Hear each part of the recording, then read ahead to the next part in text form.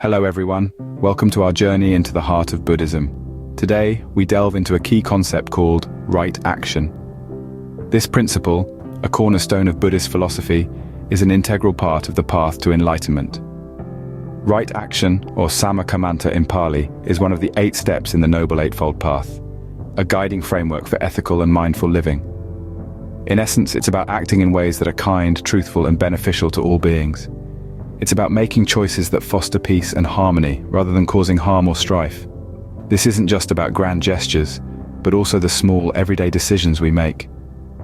In the vast tapestry of Buddhist teachings, right action is a vibrant thread that weaves together wisdom and compassion. So, let's uncover the profound wisdom behind right action in Buddhism. To understand right action, we must first grasp the Eightfold Path of Buddhism.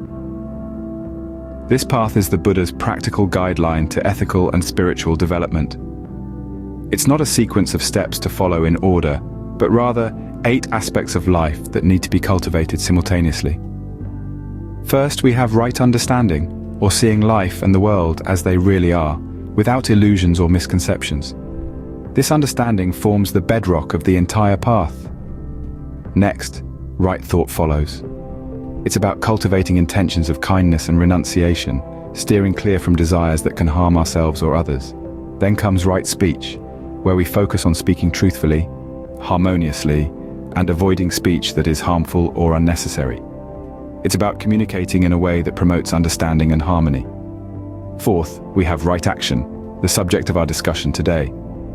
This principle encourages moral, honorable, and peaceful conduct. Fifth on the path is right livelihood. This means earning a living in a way that doesn't harm others and is ethically sound. Next, there's right effort. This involves cultivating wholesome qualities and releasing unwholesome ones. It's about making a conscious effort to improve oneself. The 7th aspect, right mindfulness, is about maintaining awareness of our body, feelings, mind, and the world around us, enabling us to live in the present moment. Lastly, we have right concentration, which refers to developing the mental focus necessary for this awareness. The Eightfold Path is like a compass, guiding us on our journey towards enlightenment. It's not about right and wrong in a moralistic sense, but about actions, thoughts, and words that are right, in the sense that they lead to happiness and freedom. Each element of this path supports and influences the others, and all are essential in our pursuit of a peaceful and meaningful life. Right action in particular is a crucial part of this path, guiding us towards moral conduct. It is a reminder that our actions have consequences, and that to live a life of peace, we must act in ways that are kind, compassionate, and respectful. As we can see, right action is a crucial part of this path, guiding us towards moral conduct. Now let's delve deeper into the concept of right action. In the Eightfold Path of Buddhism, right action is a guiding principle that encourages moral conduct. It's a way of life, a compass steering us away from actions that cause harm and suffering, and towards those that promote harmony and respect.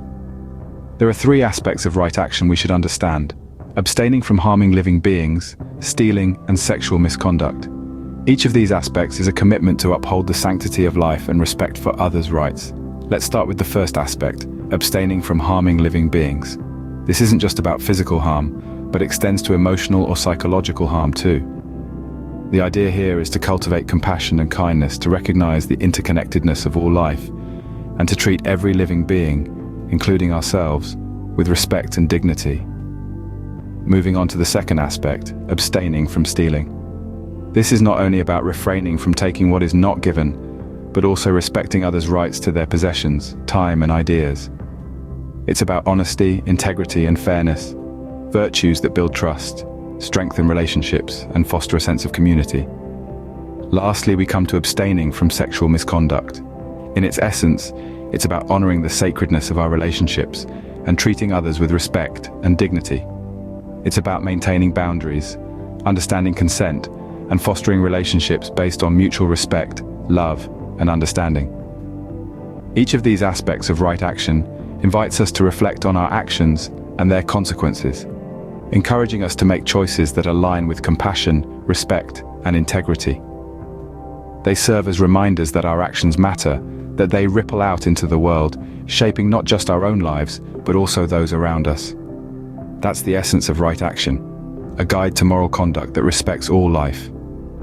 So what happens when we follow right action in our daily lives? Well, let's dive into the heart of the matter. When we practice right action, we cultivate a way of life that is rooted in peace, harmony, and balance. You see, this isn't just a concept to be understood intellectually, but a practical guideline to be lived and experienced. By choosing actions that are wholesome and kind, we create a ripple effect of positivity. Just imagine each decision made through the lens of right action is like a pebble tossed into a serene pond. The waves that ripple out touch everything in their path, spreading peace and harmony far and wide. This practice is not confined to our personal lives, but extends to our relationships and society as a whole. Right action fosters understanding and compassion, allowing us to interact with others from a place of deep respect and love. It's like lighting a candle in a dark room. The warmth and light it provides illuminates not just the holder, but everyone around them. Moreover, when we live in accordance with right action, we contribute to a society that is ethical, just, and peaceful. Each right action we take is a step towards building a world that upholds the dignity and worth of all beings. It's akin to planting a seed.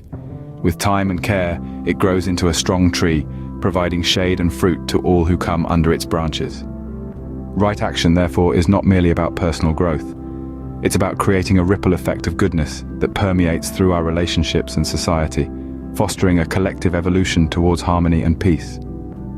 This is the beauty of right action. It's not just about doing what's right, it's about becoming a beacon of positivity and love, shining brightly for all to see. And in doing so, we not only transform our own lives, but also contribute meaningfully to the world around us.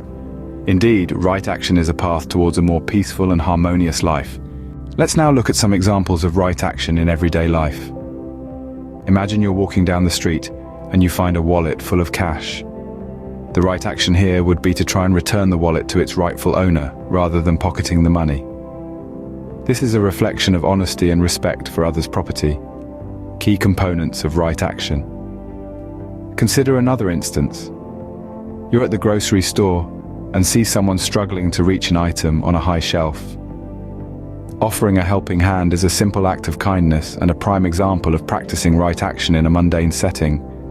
Now let's delve a little deeper. Suppose you're having a heated argument with a friend. It's easy to let your emotions take control and say things you might regret later. But right action encourages you to pause, take a breath, and respond with understanding and patience. Further, imagine you're at a restaurant and you notice a bug crawling on your table. Most of us might react with disgust, maybe even kill it. But right action teaches us to respect all forms of life. In such a situation, we could simply take a moment to gently move the bug to a safer place. And what about when you're at work and you're given the opportunity to take credit for a colleague's hard work? Right action would guide you to honor the effort of your coworker and give credit where it's due. These are just a handful of examples. The beauty of right action is that it can be practiced in countless ways, in countless situations. It's not about grand gestures or heroic acts.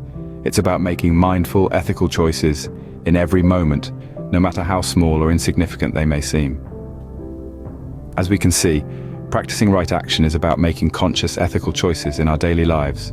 As we wrap up, let's reflect on what we've learned about right action. It's one of the core principles of the Eightfold Path in Buddhism, guiding us towards ethical and moral behaviors.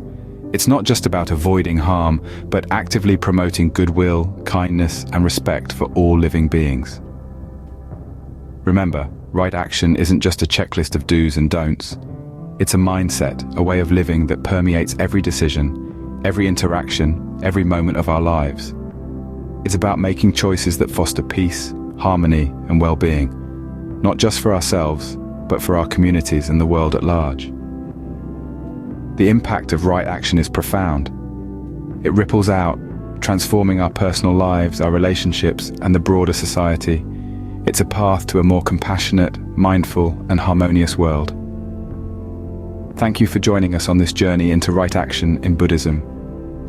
Remember, every step taken in right action is a step towards peace and harmony. Stay mindful, stay blessed.